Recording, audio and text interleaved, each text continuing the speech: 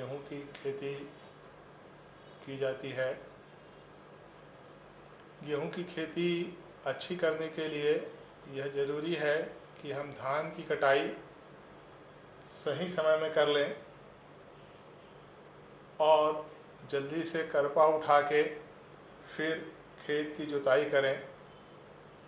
धान की कटाई जितनी जल्दी कर लेंगे, गेहूं की बुआई उतनी जल्दी हो सकती है। गेहूं की बुआई करने के लिए सबसे पहले हमें करपा उठाने के बाद खेत की जुताई करना चाहिए। खेत की जुताई करने के लिए 2 बार कम से कम खेत को आढ़ा और बेढ़ा जुताई करना चाहिए। यह जुताई अपन ट्रैक्टर से कर सकते हैं। जिन किसान भाइयों के पास ट्रैक्टर नहीं है, वो किसान भाई हल से भी अपने खेत की जुताई कर सकते हैं। अच्छी जुताई होने के बाद ट्रैक्टर चलित रोटावेटर यंत्र का उपयोग करना चाहिए। इस ट्रैक्टर चलित रोटावेटर यंत्र के उपयोग से ज़मीन भुरभुरी हो जाती है और खेत अच्छी तरह से तैयार होते हैं। जिन किसान भाइयों के पास रोटावेटर नहीं है, वो किसान भाई हल से जुताई के बाद पाटा लगा के ढेली की फुड़ाई का काम कर सकते हैं और खेत को अच्छा महीन भुरभुरा गेहूं की खेती के लायक बना सकते हैं। अच्छी महीन ज़मीन तैयार होने के बाद यह गेहूं की खेती के लिए उपयुक्त होती है। अब यह खेत जो है बीज बुआई के लिए तैयार है। बीज बोने के लिए बीजोपचार करना आवश्यक होता है। किसान भाई बीजोपचार करके गेहूं का अच्छा उत्पादन प्राप्त कर सकते हैं। बीजोपचार के लिए कार्बेंडाजिम प्लस वेनकोजेब, जो कि बाजार में कई व्यापारिक नामों से मिलते हैं, कि 3 ग्राम प्रति किलोग्राम सीड की दर से उपयोग करना चाहिए। अर्थात 300 ग्राम मात्रा 1 क्विंटल बीज के लिए लगानी चाहिए बीजोपचार के लिए। बीजोपचार के साथ साथ किसान भाई लोग को खाद की भी तैयारी करके रखना चाहिए। किसान भाई लोग को नवंबर महीने में बोने वाली फसल के लिए 120 किलोग्राम नाइट्रोजन, 60 किलोग्राम पोटास और 40 किलोग्राम फास्फोरस प्रति हेक्टेयर की दर से देना होता है, जो कि लगभग 5 बोरी यूरिया, 7 बोरी सुपर फास्फेट और 70 किलो पोटास की मात्रा के बराबर होती है। इसमें से यूरिया की आधी मात्रा और सुपर और पोटास की पूरी मात्रा खेत में बुआई के समय डाल देना चाहिए। गेहूं की बुआई साधारणतः सीड ड्रिल से करना चाहिए। इसके लिए जो सीड ड्रिल में एक कतार से दूसरे कतार की दूरी जो कि 23 सेंटीमीटर होती है, उसे 18 सेंटीमीटर कर लेना चाहिए और इस प्रकार कम दूरी में गेहूं की बुआई करना चाहिए। जिन किसानों के पास सीड ड्रिल नहीं है, वो किसान भाई देसी हल के पीछे भी गेहूं की बुआई कर सकते हैं। और कुछ किसान भाई हमारे छिड़का विधि से भी गेहूं की खेती करते हैं, लेकिन इसमें सबसे अति उत्तम सीड ड्रिल से बुआई है। इस सीड ड्रिल से बुआई से किसान भाइयों को अधिक उत्पादन मिलेगा और गेहूं की उत्पादकता ज़्यादा होगी। बुआई करने के पश्चात पहला पानी देना चाहिए, जिससे गेहूं की फसल जो है बीज में अंकुरण होगा और बीज अंकुरण के पश्चात गेहूं की फसल बाहर दिखने लगेगी। कई किसान भाई ओल में भी बुआई करते हैं, जिसमें पहले पानी देके फिर खेत की तैयारी करके ओल में गेहूं बुआई करते हैं। लेकिन इस कार्यक्रम में गेहूं की बुआई में देरी हो जाती है। अतः किसान भाइयों को यह सुझाव दिया जाता है कि बुआई करने के बाद सिंचाई करें और सिंचाई करने के लिए छोटी छोटी क्यारी बना लें, अपने खेत को एक डोली को 4-6 भागों में बांट दें। पानी देने के 24 घंटे बाद से 72 घंटे के बीच में खरपतवार नाशी का उपयोग करना चाहिए। इससे गेहूं के साथ उगने वाले खरपतवार मर जाते हैं। इस खरपतवार नाशी में पेंडामिथिलिन नाम की दवा आती है, जो कि कई प्रकार के व्यापारिक नामों से बाजार में उपलब्ध है। इन खरपतवार नाशी का उपयोग बुआई के 72 घंटे के अंदर एक बार कर देने से प्रथम 20 से 25 दिन तक खेत खरपतवार रहित होते हैं। इन खरपतवारों के बाद हमें यह दिखाई देता है कि कहीं कहीं पे गेहूं किसी कारण से नहीं उगा है खेत में, तो ऐसे जगहों पे हमें पुनः बुआई करना चाहिए, जिसको हम लोग गैप फिलिंग बोलते हैं। गैप फिलिंग करने से यह अच्छा रहेगा और गेहूं की फसल की बढ़वाल अच्छी होगी। गेहूं का जो पहली सिंचाई है वो करीबन 18 से 20 दिन के बीच में देनी चाहिए। 18 से 20 दिन की अवधि में फसल में CRI स्टेज आती है, क्राउन रूट इनिशिएशन स्टेज आती है। इस समय गेहूं की फसल की पानी की मांग बहुत होती है, अतः पहली पानी बुआई के 18 से 20 दिन के बाद देना चाहिए। और इस समय ही यूरिया की जो आधी मात्रा बची है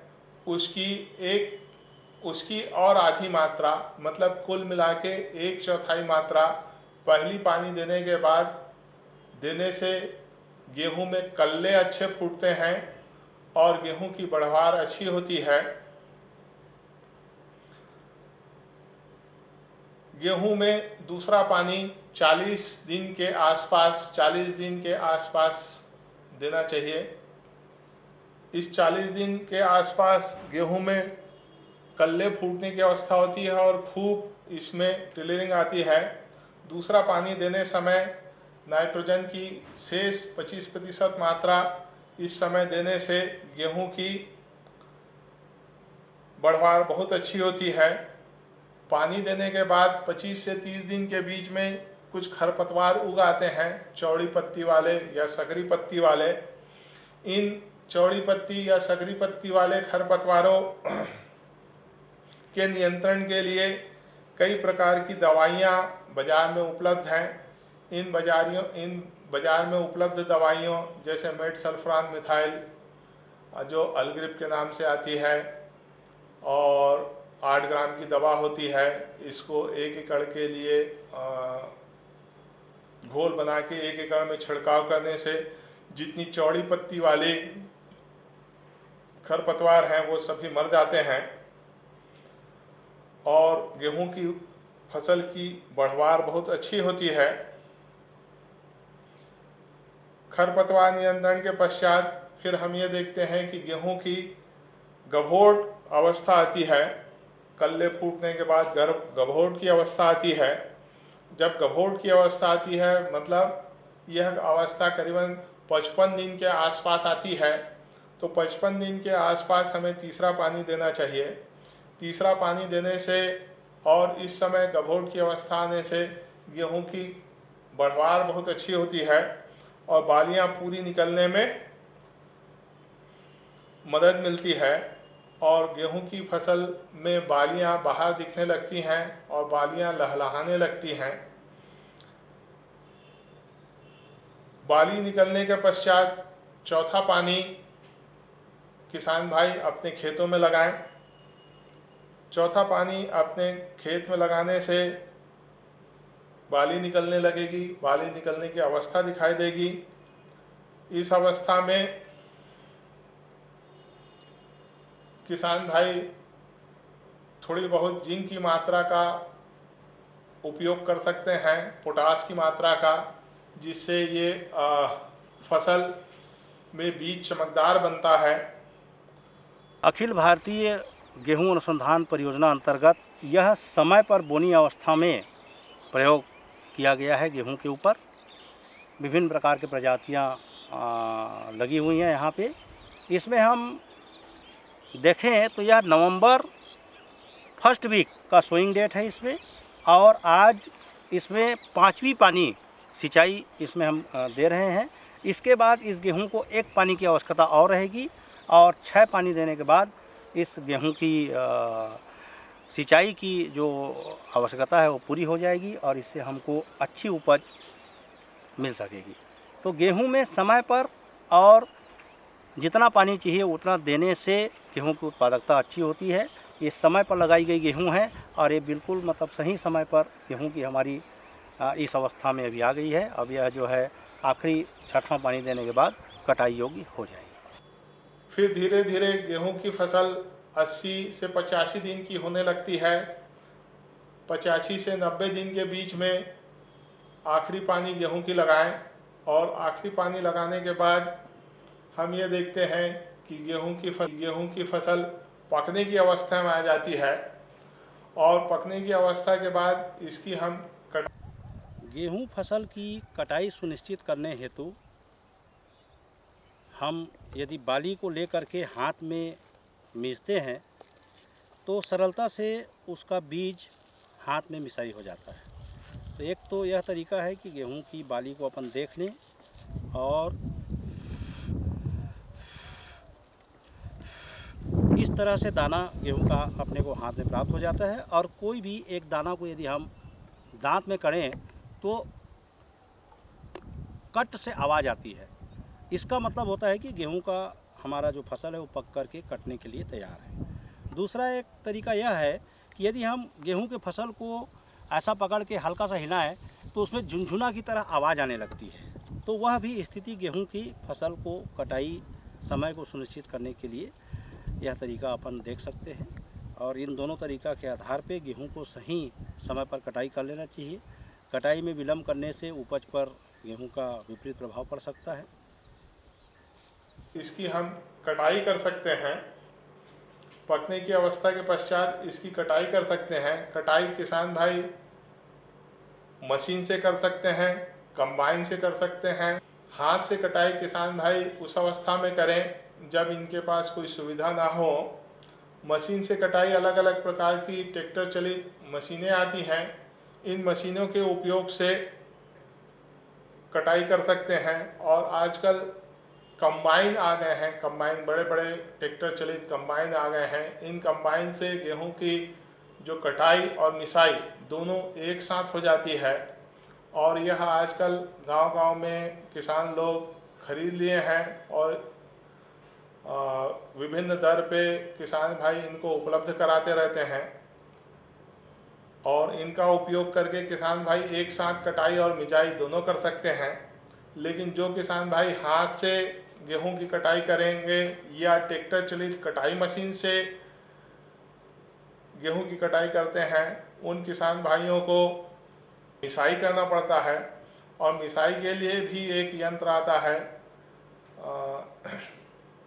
थ्रेसर जिसको बोलते हैं। ये थ्रेसर से गेहूं की मिसाई अच्छे से हो जाती है, और साफ सुथरा गेहूं का बीज का भंडारण किसान भाई कर सकते हैं। इस प्रकार उन्नत विधि से गेहूं की खेती करके किसान भाई बहुत अच्छा उत्पादन प्राप्त कर सकते हैं, और अपनी समृद्धि तथा राज्य की समृद्धि प्राप्त कर सकते हैं।